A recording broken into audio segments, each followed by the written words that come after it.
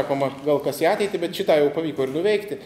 Tai pamėginsiu tai pailiustruoti, pradėdamas nuo to, kad iš tiesų tai yra tiesa ir esu nuoširdus įsitikinęs žmogus to klausimu, nes laiką tą dariau, būdamas ir gynybos ministru, ir kitose pozicijose esu įsitikinęs, kad valstybė turi turėti tam tikrus klijus.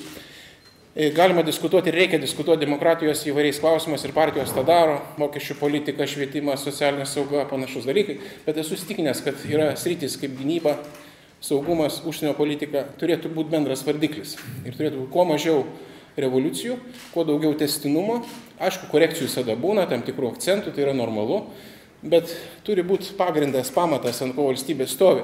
Tada visi žino, ko tikėtis iš tos valstybės, tada ir žmonės daugmaž įsivaizduoja, ką jie gali daryti ir ko jie nori daryti. Ir tą mes darėm nuo pat pradžių nepriklausomybės. Ir tikrai buvo labai nelengva. Aš Seimo nariu iš tikrųjų tapau 92, bet teko ir Seime būti įvairiuose pozicijose ir anksčiau. Ir niekam nepaslaptis, daugelis atsimena, kad buvo tokia priešprieša tarp politikų, kad ten niekas nesėdėdavo šalia, net kavos kartu negerdavo, ten susitarti, kad atidaryti langą, tai reikdavo vardinio balsavimo turbūt, aš nežinau. O kad susitarti dėl bendros politikos, tai čia atrodė nepasiekiamos aukštumos. Bet 93 metais gimė Nacionalinio saugumo pagrindų įstatymas ir jisai buvo priimtas konsensusu, sutarimu, nors galima buvo balsų daugumą tą padaryti. Jau tada buvo supratimas, praėjo 20 metų, kad reikia sutarimo, ypač tokiais reikalais. Ir aš tą labai vertinčiau kaip tokią lietuvišką tradiciją, ką mes patys paprastai tokių dalykų neminim, nes esam labai blogi arba visai blogi ir save mokam paplakt, bet kiti pastebi, kad štai Lietuva sugebėjo taip anksti suformuluoti savo požiūrį į saugumą, požiūrį į Lietuvos ateitį, į viziją. Žinau, visada galima ieškoti ir tobulumų niekada nebus, bet tai yra, ką norėčiau jums pasakyti. Turim tai, branginkim tai, tęskim ir aš manau, tai kaip inys ir jūs, jaunus žmonės, vis dėlto Lietuva yra prognozuojama šalis. Lietuva yra sėkmės istorija, nepaisant negandų, nepaisant problemų. Ir Lietuva laimės vis tiek, tik tai nebūkim patys priešai to. Ir jeigu labai nesipriešinsim, ta sėkmė ateis. Tai štai pirma mintis būtų tęstinumas ir tai yra raktinis žodis. Dabar jeigu dar paliustruoti konkrečiais tikslais, visada nuo pat pradžių išskirdavom 3 prioritetus. Nuo pat pradžių. Pradžioje buvo kas? Narystė Europos Sąjungoje, narystė NATO, geri kaiminiai santykiai. Tai dabar jeigu pirmieji 2 įgyvendinti narystės požiūrių, turim tą narystę 2004 metais, kaip žinot, bet dar reikia padirbėti, kad žmonės pajustų naudą, kad pajustų vertę, kad verslas pajustų reiškia tą naudą, kuri dalinai jau yra. Šiaip keletą pavyzdžių paminėsiu, kas jau yra dėl narystės Europos Sąjungoje. Mes jau turime laisvą asmenų judėjimą, mes jau turim laisvą tą konkurencinę erdvę ir dėka to, kabutėse pasakysiu, 500 000 net žmonių iš Lietuvos išvažiavo. Tame neįžiūrėčiau vien tik tai neigiamą dalyką, tai yra galimybė. Tai yra galimybė. Žmonės išvažiavo nebūtinai dėl to, kad negrįžtų, tiesiog ieško ir supranta, ar randa. Net nebejoju ir daugelis sugrįž. Ir aišku, kad sugrįž, nes tai yra susisiekiančių indų efektas. Mes esam toj pačioj erdvėje. Bet tai yra privalumas, kurį paprastai, kai gauni kažką tokio, tai priimi kaip duotybę. Savaime suprantama dalyka. Galim važinėti, nėra sienų, Šengeno erdvė. Praleidau 4 mėnesius Baltarusijoje ambasadorium, ne taip ilgai, bet tikrai mačiau tas eilės prie mūsų ambasados. Į dieną išduodavom po 1000 vizų. Fiziškai jauti, kaip žmonės negali išvažiuoti, kokia tai yra nelaimė, kai žino, kad kiti gali ir jie negali. Mes tą galim daryti. Tai aš manau, kad vienas iš pavyzdžių, dėl ko vis dėlto narystė Europos Sąjungoje yra tikrai tam tikra vertybė. Ir ne tik tai, ir ne tik tiek, kiek biudžetas gauna lėšų, aš dabar to nekalbėsiu, čia didesni specialistai tą pasakys ir parama. Mes gaunam daugiau negu mokam, tai yra suprantama, tik mokėkim panaudoti tą paramą. Taip, kad yra didelė nauda. Dėl NATO taip pat. Aš NATO visada lyginu, kai saugumas apskritai yra toks dalykas kaip grynas oras. Jeigu oras grynas, paprastai apie jį nediskutuojama. Tiesiog kvėpuoja ir tiek, bet jeigu užsiterčia, gal kas čia atsitiko, tai yra su saugumu. Kai saugu, nereikia kiekvieną dieną apie tai kalbėti nuo ryto iki vakaro. Tiesiog taip yra, bet tai yra vėlgi neduotybė, noriu pasakyti, ir galiu kaip liudininkas ir dalyvis pasakyti, kad tai nebuvo savaime suprantamas dalykas Lietuvos narystė NATO. Tai buvo tikrai apibrėžti tam tikrų aplinkybių ir atsitiktinumų, ir valios tam tikrų didžiųjų valstybių. Čia išskirčiau, pavyzdžiui, Jungtinės valstijas, kam įdomu, galima bus padiskutuoti, kodėl. Bet nuo to apsisprendimo priklausė mūsų tuometinė byla. Ir, kaip sakyt, tai, kad mes tapom nariais, tai priklausė ir nuo mūsų vėlgi motyvacijos ir ryžto, nuo tokio nenuilstamo reformų vykdymo, net neturint jokių pažadų. Aš tik vieną pavyzdį pasakysiu, dar tada buvau partnerių misijos ambasadorius NATO, 99 metai, klibinau duris, tas atviras duris pagal NATO sutarties 10 straipsnį, kaip ir reiškia, būsimų sąjungininkus kalbėjau ir man sakė tiesiai į akis, aš nesituosiu kokia šalis, bet sakė tiesiai į akis, pamirškit, jūs niekada nebūsit NATO nariai, niekada nebūsit. Nes gerbiam jūsų kovą, jūsų istoriją, okupaciją, viskas tvarkoja, čia viskas gerai, bet pažiūrėkit, žemėlapį yra kitų valstybių, kitokio dydžio, kitokio potencialo, yra interesai, yra nepavyks jums. Nepaisant to, mes turėjom tęsti, mes turėjom daryti reformas, investuoti ten, kur pasirinkti kolektyvinio žaidimo taisyklės, kas yra irgi rizika tam tikrą prasme. Buvo ir daug kritikų, kurie sakė, kad NATO čia nepadės ir nieko neduos, turim patys, nors tam nėra pinigų. Ta įžanga sakau dėl to, kad tai įvyko. Dabar mes tai turim ir tą, ką turim, tai yra saugumo garantija. Tai turint laiko vėliau galima bus išplėtoti tos dalykus, tik tai norėjau įžangai pasakyti. Liko kaimyniniai santykiai. Čia galim pasidiskutuoti, pasiginčyti ir gali kiekvienas turėti savo nuomonę. Aš asmeniškai manau, niekada nedramatizuoju tos situacijos, bet manau, kad čia yra daug rezervų. Pažvelgsime į kaimynus, galim pavardinti visus, porą iš jų tam pačiam klube. Latvija ir Lenkija yra ES ir NATO nariai, bet kiekvienas savaip turim tam tikrų trinčių. Patikėkit, yra ir su Latvija tam tikrų dalykų, kurie turėtų būti išspręsti. Tai yra ir jūros šelfas, tai yra ir nepadalinta dar galutinai jūros siena, ir galimi galbūt ten kažkokie tai telkiniai. Yra ir kitų dar dalykų, pasidalinimas strateginių projektų, kas labai svarbu, kad vieni kitiem padėtumėm, o ne konkuruotumėm. Čia yra niuansų, tai nėra neišsprendžiami dalykai, tačiau jų yra. Su Lenkija taip pat, žinot, padėtis nėra paprasta. Lenkija 10 kart didesnė už Lietuvą, tiesą sakant ir matoma 10 kart labiau. Kai kas ciniškai sako, kad Lenkijai nereikia tos Lietuvos, bet su tuo nesutinka ir Lenkijos intelektualai, ir šiaip bet kuri blaivės mąstantys žmonės. Reikia gerų kaiminių santykių, kalbos nėra. Ir, pavyzdžiui, Lietuvos ir Lenkijos yra strateginis interesas kartu veikti. Visada bus norinčių, kad mes kartu neveiktumėm, visada bus norinčių ir besidžiaugiančių, kad mes pešamės. Aš nesu tame tarpe ir to nedarysiu niekada, kad tai būtų. Ir stengsiuos, kiek tai pavyks ir manau, kad kolegos suprasdami tai, manau, tai padės, kad mes vis dėlto sugyventumėm. Čia yra ta pati logika, kaip ir santykiai su kaimynais už tvoros. Kaimynas gali būti labai keistas, laikyti vištas, beždžionę, dar kažką, triukšmaut naktį, jis yra kaimynas ir su juo peštis tiesiog neprotinga, nes atsitiks gal kažkokiu tai neprognozuojamų dalykų ir teks paskui gėlėtis.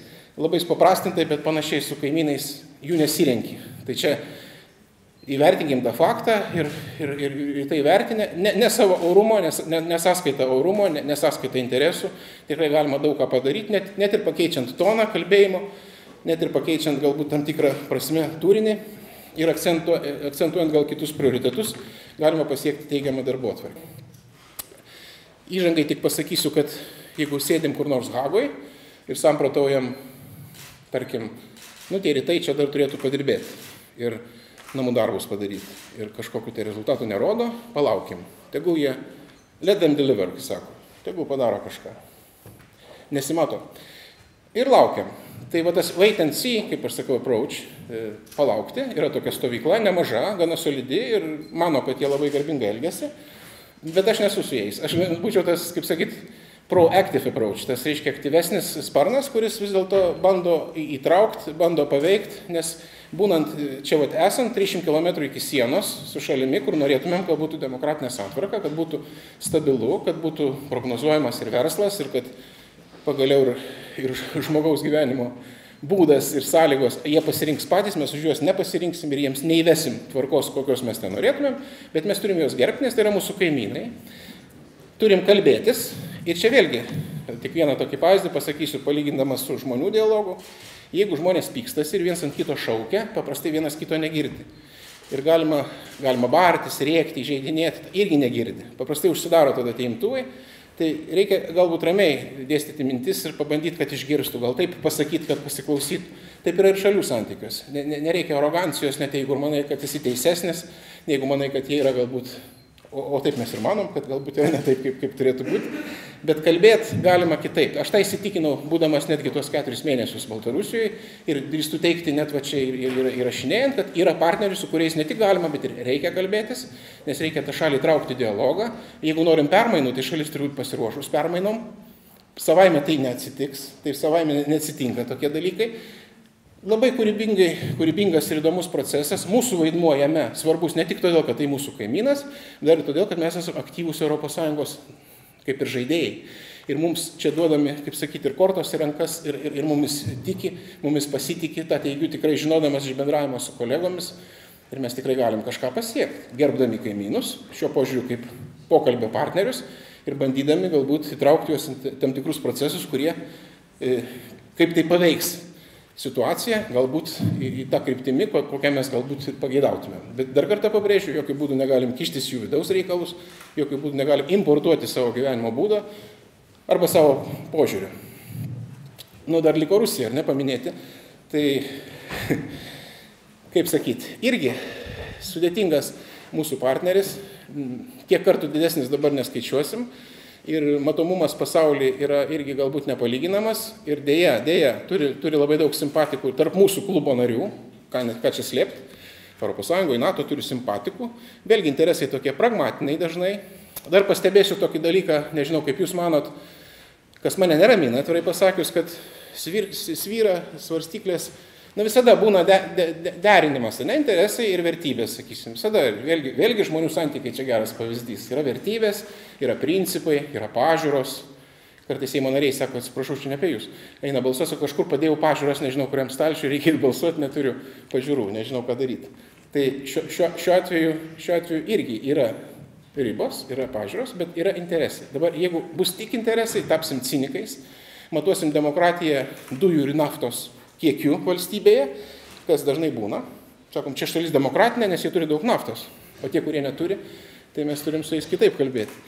Tai čia kraštutinumai, bet jų yra, sutikit, yra ir pavyzdžiui, tai, kad interesai ima viršų prieš vertybės, liūdna šiek tiek, ir mums kraštams, kurie galbūt dar atsimenam tą visą savo ir laisvės kovą, ir tą norą, kad Europa būtų su mumis ir solidarizuotus, ir mes būtent vertybėmis galėjom tik tai nustebinti ir savo tą dainuojančią revoliuciją, ir kuomet buvo visi prie televizijos bokšto arba beginkliai prie parlamento rūmų, tai visiems buvo įspūdis, tai buvo ne ginklai, ne kažkokia tai brutali jėga, tai buvo tiesiog žmonių solidarumas ir tai būtent vertybinis buvo pasipriešinimas. Tai kaipgi, dabar tas viskas, jeigu užleis vietą tik interesams, tai tada nereikės ginti parlamento rūmų ir ginti Vilniaus ir Lietuvos, nes mes neturim nei naftos, nei dujų ir atrodo neplanuojam turėti.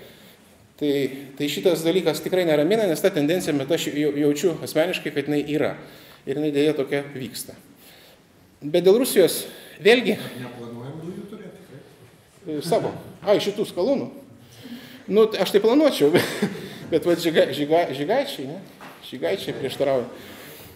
Jo, šiaip tai gera pastaba, ja, iš tikrųjų. Būtų gerai turėti šitų dujų. Tai žodžiu, kalbėjimas su rusais irgi, gal vėlgi iš savo patirties pasakysiu, gal bus įdomiau ir jums, iš tų politikų, kuriuos pats asmeniškai teko bendrauti artimiau, kurie dabar dideli žmonės. Pavyzdžiui, mes 2002 metais pradėjom tokius intensyvesnius ir gana tokius dalykinius kontaktus su Sergejumi Ivanovu, kuris tada buvo gynybos ministras, paskui buvo pirmas vicepremjeras, beje, buvo minimas tarp kandidatų į prezidentus. Ir beje, pagal televizijos reportažų formatą buvo rodomas daugiau už Medvedevą, čia aš taip dabar kalbu, visą stilių tokį įdomų, dar nuo tarybinių laikų čia buvo tokie dalykai, gali spėti iš valstybinių televizijos kanalų parodymo, gali spėti kokią situaciją šalyje. Labai lengva, nereikia turėti didelių diplomatinių korpusų, pasižiūri žinias, kurios cenzūruotos Kremliuje, pavyzdžiui, ir tu žinai, kokia yra oficiali pozicija. Tai vat, rodo Ivanovą, paskui šiek tiek Medvedevą, supras, kad paskui apsivertė viskas. Va, bet, žodžiu, dabar Sergejus Ivanovas yra labai pragmatiškas, konkretus žmogus, labai įdomus pašnekovas, labai mėgsta krepšinį. Dabar kaip kažkada buvom susitikęs už CSKA labai serga, nes jis buvo gynybos ministras. Mano, atsiprašau, jeigu čia ką nors išėjusių komanda yra Žalgiris. Aš siūliau apjungti Žalgirį su CSKA ir bendras pavadinimas būtų Žal CSKA. Jam labai patiko šitas dalykas, sako, jo, čia gal reikės tą realizuoti. Tai va, Ivanovas ir dabar yra Kremliaus administracijos vadovas ir visada sakydavo, kad mes rusai, sakydavo gal apie save ir savo kolegas, priimam aiškias žinias. Ir aš kitiems sakydavau, rusai yra pakankamai garbingi žmonės ir jie priima aiškias žinias. Jeigu jos pasakytos mandagiai, neįžeidinėjant, žinot, kartais norima įžeisti, kast, ne. Tiesiog pasakyti, bet aiškiai. Tegu ir prieš. Tada jie gerbia. Ir tai yra faktas. Jeigu bandai visą laiką pataikauti, tik tai teigiamai kalbėti, kaip daro kai kurie mūsų kolegos, nelabai gerbia. Ta pati mano patirtis su kolega NATO, kuomet buvo ambasadorium Dmitrijus Rogozinas. Labai spalvinga asmenybė, labai nenobodi asmenybė, labai įdomus žmogus tikrai. Savotiškas toks šio požiūrių nacionalistas, galima sakyti, ir čia kalbos nėra. Bet su irgi kalbi, pasiplieki per posėdžius, po to gali pasišnekėti. Yra tam tikra kažkokia tai, vadinkim, pagarba ir aš tikrai jį, pavyzdžiui, kaip kolega, kaip partnerį, koks kolega, jis vicepremjeras Rusijos, bet vis tiek, kaip mes visą laiką galim pasikalbėti ir tai yra normalu. Tai aš tą irgi sakydavau ir mūsų kolegom Europoje, kai jūs klausykite, jeigu jūs būsite tik geri, tik tai glotnus, tik tai pasrovi, tai nieko nebus, jūs neužsiauginsit normalaus partnerio, reikia kalbėtis principingai, reikia surasti būdų ir pasipriešinti ir nuo to tik visiems bus geriau. Tai vėlgi dėja, kodėl aš tą viską šneku, ne visada taip vyksta, bet mes bandom taip kalbėti. Ir aš dabar turėjau porą susitikimų per tuos 100 dienų su Sergejum Lavrovu, užsienio reikalų ministru. Buvo labai konstruktyvūs pokalbiai. Vieną kartą susitikom Miunchene, kitą kartą Briuselį. Tai kaip aš jam irgi pasiūliau, mane dabar sukritikuokit, ar aš neteisingai darau. Bet mano požiūris koks buvo. Sakau, mes turim labai daug neišspręstų konfliktinių tikrai klausimų, susikaupę yra. Tai yra objektyvu. Mes jų nepakeisim per dieną. Yra aibė tų problemų. Bet pamėginkim padaryti ką nors teigiamo, ten, kur sutampa interesai, pamėginkim vieną kitą teigiamą darbą kartu atlikti, nes jų galima rasti, kur sutaps. Ir per teigiamą darbotvarkę galbūt mes paveiksim ir tą neigiamą. Gal tada žingsnis po žingsnio pasieksim tam tikrą pažangą. Nes jeigu mes ištisai susitikę viens kitam priekaištausim, kas dažnai būdavo, sustingam, labą dieną, gražinkit žalą už okupaciją. Viso gero. Ir tada parašom, kaip ir viskas teisingai. Jau labiau, kad noriu, kad mane teisingai suprastumėt, aš nesišaipau. Čia yra mūsų žmonių valia, yra referendumas, viskas tas yra. Aš ne apie tai kalbu. Aš tiesiog sakau taktiką ir būdą, nuo ko pradėti. Gal pradėti reikia ne nuo to, gal pradėti reikia, sakau, nuo kažko tokio teigiamo, nuo supratimo. Jo labiau, kad man atrodo, kad normalūs, sveiki žmonės, o jų yra daug, jie tikrai netiki, kad Lietuva yra priešas, bet kai padaro sociologinę apklausą ir didžiausi Rusijos priešai yra Amerika ir Lietuva, tai nežinau, čia reikia juoktis ar ką, pasižiūrėjusi mūsų dydį, apie mūsų karinę galią ar ne, mūsų potencialą ir mes priešai. Tai ką daro propaganda? Škia propaganda užsukus šitaip smarkiai, kad labai sunku atsukti. Gerai, kad sutinki daug žmonių, kurie visiškai kitaip galvoja. Tai gal jie mūsų sąjungininkai, tie kiti, kurie kitaip galvoja, o ne tie, kurie laukia iš mūsų irgi tokių strėlių ir kažkokių tai kandžiojimų. Tai aš čia kalbu ir apie ką? Apie taktiką, apie būdą kalbėjimo, apie galbūt algoritmą per teigiamą darbotvarkę paveikti neigiamą. Ir tą ir darom. Ir per šitas 100 dienų tas šiek tiek juda. Aišku, ne taip greitai, kaip norėtųsi, čiagi ne tie procesai, bet aš manau, kad mes esam teisingam keliui. Dabar trumpam dar vienas kitas štrichas apie Europos Sąjungą, tik todėl, kad gal pradėsiu nuo paprastesnių ir tada grįšiu prie Europos Sąjungos. Mes esam dabar jau po 22 metai nepriklausomybės ir valstybė tikrai gana solidžiai jaučiasi, turi tam tikrą jau ir patirtį sukaupus ir diplomatinę patirtį ir jinai pripažinta yra kolegų. Tai yra faktas ir mes dabar jau pabandom truputėlį dairytis, kad galim šitą nuveikti ir europinėje arenoje, o kai ką net ir pasauliniai. Pavyzdžiui, pirmininkavom Europos saugumo bendradarbiavimo organizacijai. Tikrai visų vertinimų tas vyko aukštam lygyje, tas vyko geroj kokybei, tai nebuvo lengva, 56 valstybės narės, vis dėlto tai yra daug skirtingi interesai, mes tą padarėm. Taip. Dabar kitą šių metų pusmetį, kaip jūs daugelis ar visi žinot puikiai, pirmininkausime Europos Sąjungos tarybai. Tai čia didžiausias iššūkis mūsų diplomatijos ir šalies, sakykime, tokioje tarptautiniai istorijoje. Ir, galiu tik tai paminėti tokį dalyką, kad esam atrinkę apie 1500 ekspertų, kurie dirbs įvairiuose darbo grupėse. Tos darbo grupės, jos gaus iš Europos komisijos tam tikrą žaliavą ir turės tą žaliavą transformuoti į teisinės ir neteisinės įvairius, sakysim, aktus. Apie 560 su viršum tų aktų turi gimti po darbo grupių darbo. Apie 200 posėdžių vyks vien Lietuvoje, čia nekalbu apie Briuselį, Strasbūrą, įvairių. Virš 20 ministrų lygio susitikimo per tą pusmetį. Ministrų lygio susitikimo organizuota ir logistiškai, ir organizaciškai, patikėkit, yra kas veikti. Vienas iš jų bus viršūnių susitikimas, vadinasi, rytų partnerystės klausimais beje. Apie tai irgi, jeigu liks laiko trumpam, viršūnės tai yra valstybių vadovai. Tada jau vis tik tai bus 28. Mes tikimės, kad Kroatija nuo Liepos 1 irgi jau bus ES narė, dabar 27 nariai bus 28.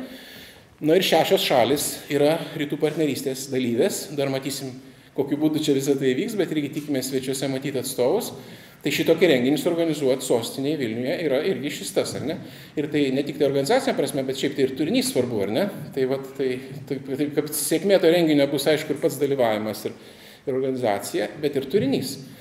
Na ir abu dalykai yra tokie iššūkis. Tai štai, taip, kad pirmininkavimas Europos Sąjungoje yra mūsų didžiausias uždavinys, tam skiriam dabar daugiausia laiko.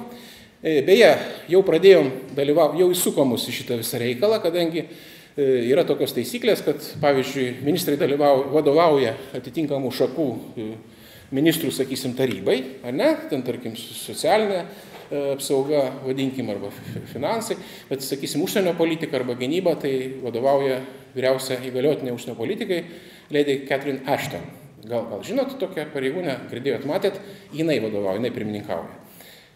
Bet yra vėlgi tokia taisyklė, kad neseniai aš pats tą sužinojau, nežinau, ar ekspertai, pavyzdžiui, Petras, ar nežinau, ar žinojai, bet kai neseniai prisipažino, kad po Lisabonos, kai atsirado tas pergrupavimas tų galių ir įgaliojimų ir kompetencijos, tai jinai teoriškai per metus turėtų vadovauti 300 posėdžių, 300. Tai, teoriškai nelabai išeina. Ir praktiškai net ir būtų perpus mažai kas išeitų. Tai kas būna tada? Tada pagal tą tvarką pirmininkaujančios šalies užsienio reikalų ministras ją pakeičia. Šiuo metu yra Airija, priminsiu, kas nežinot, pirmininkauja. Ir vicepremjeras, labai toks šaunus kolega, Eamon Gilmore, labai simpatiškas, jisai, žodžiu, tą darbą atlieka. Bet jeigu jisai negali, tai jau čia ir mano eilė, kadangi mes ateisim po Airių ir aš tą laimę jau turėjau vienam iš renginių, tokiam rimtam renginiui, buvo summitas, vėlgi viršūnių susitikimas, kur mūsų vadovai nevažiavo, teko pavaduoti, vyko Čilėje ir buvo Latino Amerikos, Karibų baseino ir ES valstybių vadovų susitikimas. Tai svarbus regioninis susitikimas. Ledi išvažiavo netikėtai, neplanuotai. Šitas mano kolega buvo jau ten įvairiuose susitikimuose užimtas labai stipriai ir labai prašė, kad aš jį pakeičiau. Aš per pusę valandos turėjau laiko pasiruošti, pirmininkauti rimtam susitikimui su nevyriausybinėm organizacijom, kartu su Čilės užsienio reikalų ministru. Ta taip detaliai sakau, šiaip įdomu modeliai, nes tokie iššūkiai jie būna, turi tam būti pasiruošęs ir jau tai įsuko. Mes dar tik pirmininkausim, o jau veikiam, jau kažką darom. Na va, tai taip, kad mes turim čia reikalų. Dar paminėsiu porą gal organizacijų, kurias bandom balotiruotis. Tai viena tokia sudėtinga, labai konkurencija didelė, tai tokia Europos ekonominio bendradarbiavimo ir vystymo organizacija, OECD, kas žinot, angliškai transkripcija, toks klubas šalių, kurios šiaip elitas tam tikrą prasme, ekonomiškai apsimoka jame būti, sunku patekti, mes čia konkuruojam, yra keletas kandidatų, įvairių čia tokių nuomonių, gegužės mėnesį bus ministrų susitikimas, kuriame įvardins tos kandidatus, mes čia stipriai dirbam, kad tenais patekti. Norėtumėm tą padaryti, bandysim tą padaryti ir galbūt ir pavyks. Ir kitas dalykas noriu paminėti irgi, kur turim tam tikrų galimybių, po apsilankimo nesnei New York'e galiu tą patvirtinti. Yra, žinot, Jungtinių tautų saugumo taryba, ne, yra 15 narių toj saugumo taryboje ir 5 tie nariai yra nuolatiniai. Tai tie didžiosios šalės čia, kaip tik po Antrojo pasaulinio karo susikūrė laimėtojai ir kiti didieji, nedalyvavę galbūt tam konflikte, bet vis dėlto didieji susikūrė tokį klubą elitinį 5, kurie gali vetuoti bet kurios Jungtinių tautų saugumo tarybos sprendimus, nuo jų balso priklauso labai daug kas. Mes tą ratą nepatenkam ir šansų patekti sudėtinga yra, kadangi reformuoti Jungtinių tautų saugumo tarybą ir apskritai tą visą ūkį labai sudėtinga yra. Tai tos šalis yra Rusija, Amerika, Jungtinė karalystė, Prancūzija, Kinija. O kitos 10 keičiasi, rotuoja. Ir atėjo eilė mums. Mes jau buvom pareiškę 2002 metais, aš nepamenu, tą norą savo, kad čia mes balotiruosimės, kai ateis laikas. Tas laikas atėjo ir balsavimas bus spalio mėnesį ir mes turim šansų patekti į tuos nenuolatinius saugumo tarybos narius nuo 14 metų sausio 1 dienos. Tai 2 metų.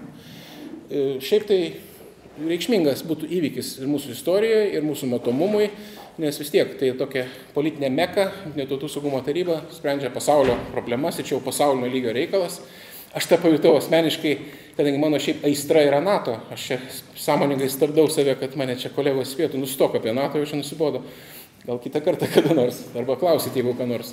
Bet aš pamačiau, kad yra gyvenimas ir be NATO, ir be Europos Sąjungos, kad važiuoji Jungtines tautas ir pamatai, susitinki su Afrikos Sąjunga. Ateini į salę tokią kaip Seimo, sėdi virš 50 žmonių. Va, ir visi taip žiūri. Ir tu čia dabar turi kažkaip save pasakyti, kas tu toks, ko tu nori. O šiaip tai nori, kai jie už tave balsuotų spalio mėnesį. Tai pirmiausia turi žinoti, kas tu esi ir kodėl tu čia esi ir apskritai. O santykiai mūsų su to kontinentu tai labai jau tokie kuklus. Turim ambasadą Egipte, kaip galiu pranešti tokią paslaptį. Ir šiaip nelabai ką ten turim ir nelabai tų intensyvių ryšių, o norim būti populiarūs, kad už mus balsuotų. Taip įžulokai skamba, bet nieko, bandom ir atrodo neblogai pavyksta. Arba Azija, sakysim, ar ne? Arba, sakysim, ten Okeanija, arba vėlgi tie patys Karibai, arba Persų įlanka. Man Persų įlanka asmeniškai labiau žinoma dėl NATO, nes 4 šalim NATO turi labai intensyvų dialogą, aš ten visur lankiausi, išskyrus Omaną ir Saudo Arabiją. Tai vis tiek labai pretenzingas, labai, sakykim, toks, savo vertę žinantis regionas ir su jais reikia labai mandagiai ir mums tas pavyksta, aš ką noriu pasakyti. Aiškiai, trumpinant šitą mano giesmę, turim šansų patekti tą saugumo tarybą. Nes ten yra regioninė konkurencija, mūsų konkurentai yra Gruzija beje. Tai va, jeigu nekils kažkokių tai netikėtumų, tai va, susitikau ir su visais nuolatiniais nariais ir atstovais, turim tokių šansų. Tai va, matot, pavardinau, kaip čia po 22 metų, po 20 metų tampam tam tikrą prasme matom ir šitą galim nuveikti. Dar, kadangi mano pusvalandžio laikas eina į pabaigą, tik tai paminėsiu dar prie ES tokį vieną aspektą, kad šalis, kuri pirmininkauja, tai nereiškia, kad čia, žinot, kaip ledo ritulio čempionatą ten priglausti, tai visokie ten, ta prasme, savitumai nacionaliniai, tai čia yra tęstinumas, yra vėlgi raktinis žodis. Mes pirmininkaujame, mes perimame estafetę iš airių, perduosime estafetę graikams, ir tai turi būti sklandu, ir prioritetai praktiškai yra tie patys, tai yra ekonomikos ir augimas, ir darbo vietų kūrimas, ir ypač jaunimo darbo vietų, ir visa kita, ir mes turim perimti iš airių, beje, ką jie nepabaigs daryti dėl tų mano minėtų teisinių ir neteisinių iniciatyvos, perinsim iš jų, perinsim darbą, duos Dievas gal nereiks perimti, susijusi su finansinės perspektyvos realizavimu, turi 7 metais matuoja, reiškia, ES savo biudžetą ir kaip žinote arba girdėjot, kad 14-20 metų šitą biudžetą sustabdė Europarlamentas, dabar vyksta dėrybos, beje, jas turi vykdyti pirmininkaujantį šalis, šiuo atveju Airija. Tai va, jeigu duos Dievas, šiuo atveju tinka pasakyti, tai iki birželio mėnesio, jeigu jie patvirtins šitą visą perspektyvą, tai apie kelios dešimtis teisės aktų vėl turės būti įgyvendinti ir mes tą turėsim daryti. O jeigu nepatvirtins, tai pereis visas šitas reikalas į mūsų pirmininkavimo laikotarpį ir mes, Lietuva, turėsim dėrėtis dėl to, kad šitą viską patvirtinti. Tai va. Bet grįžtu prie prioritetų. Tai stabilumas, tai kalbu apie bankų sąjungą, pavyzdžiui, pinigų sąjungą, priežiūros mechanizmas, tam tikras patikimumas, indėlių saugumas, tai toks stabilumas vienas toks blokas, tai mūsų yra kaip ir tęstinumo atspindys. Kitas prioritetas būtų tas vadinamas augimas, vieningos rinkos sukūrimas, tam ir reikia atlikti tam tikrus judesius ir tam tikrus teisės aktus adaptuoti, kai kurie iš jų vėluoja, kai kurie dėl objektyvių priežasčių, kai kurie dėl subjektyvių, bet tai yra realus, juodas, kasdienis darbas ir augimas ekonomikos, tai yra irgi tęstinis uždavinys, mes tą turėsim daryti. Ir atvirumas, kaip mes vardinam, įsivaizduojam, kad tai vis tiek yra mūsų prioritetas, susijęs su rytų partnerystė. Tai susiję ir su plėtra ES, nes tam tikras nuovargis yra jaučiamas tos plėtros, kadangi matot, kad mes jau dabar turim tiek problemų, kad daug labai karksinčių, kad eurozona iširs ir Europa iširs ir visi išsivaikščios, tai kalbėti apie plėtrą nėra labai populiaru, bet yra kandidatės šalis, kurios to nori. Štai vakar turėjom svečius Turkijos prezidentą ir ministrą Europos ir bendravom ir jie labai iš mūsų beje tikisi. Vat irgi dar vienas, kodėl Lietuva dar įdomi, nes mes pirmininkausim ir nuo mūsų irgi daug priklauso, kaip vyks procesas tą antrą pusmetį. Tai štai ir Turkija su visa pagarba ir viltimi žvelgia į Lietuvą kaip į sąjungininkę, nes mes viešai ir ne viešai ir visai mes juos palaikom. Iš tikrųjų mes įsivaizduojam, kad jie nusipelnė dalyvauti šitam integraciniam procese. Tai tik noriu pasakyti, kad čia atvirumas dar vienas blokas. Ir esam pridėję tokių nacionalinių prioritetų, kurie patvirtinti Seime. Manome, kad jie tikrai nesujaukia bendro to paveikslo mano paminėto, jie gal tokie prideda tik tai gal tam tikrų štrichų, tokio prieskonių, bet jie atspindi mūsų lūkesčius nacionalinius. Tai aš tik paminėsiu kaip pavyzdį, tai sakysim, Europoje yra populiaru regioninė tam tikrą politiką vystyti strategiją, kuri būtų kaip priedas, kaip sudėtinė dalis bendros europinės strategijos. Tai mes kalbam, aišku, apie Baltijos jūros valstybių regioną, sakysim. Mes turėtumėm tenais įdėti tam tikrą dėmesį, iš jo padaryti tam tikrą pridedamą vertę į bendrą taupyklę. Tai Baltijos jūros regionas. Kitas prioritetas būtų išorinių ES sienų apsauga. Tai aišku visos Europos rūpestis. Mums tas aktualu, nes turim sieną 6,5 kilometrų su kaiminė Baltarusija ir tai yra išorinė iš Kaliningrado. Dar šiek tiek turime išorinę ES sieną. Norim, kad būtų patikimai saugoma, bet to nori ir visa Europa. Tačiau mūsų nacionalinis interesas. Ta pati rytų partnerystė, neliko man laiko, bet su mielu noru papasakosiu apie šitas visas šalis, nes 4 iš jų visiškai neseniai aplankiau sostinės, labai įdomu buvo. Tai aš buvau dabar Pietų Kaukazui ir Moldovai. Tai, žodžiu, rytų partnerystė, sudėtingi dalykai, kiekviena byla atskirai labai įdomi, bet vėlgi iššūkis didelis ir energetinis saugumas.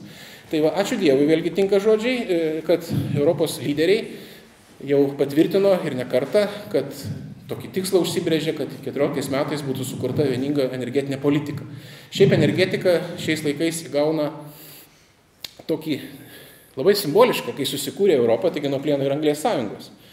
Plienas, pramonė, anglis, resursai, tai tiesiog pragmatiniai pramonės interesai. Dabar tai gauna tokį ir politinį dar svorį, nes aš tai lyginčiau energetiką kaip, ir ačiū už tą pastebėjimą dėl svarbi, energetika tai yra kaip kraujagyslių organizmas, yra organizmo maitinimas. Ir tai nėra, tu gali būti nepriklausomas ir visoks tenais laisvas, bet jeigu tavo kraujagyslės neveiks, tai tam niekam neįdomi tavo nepriklausomybė.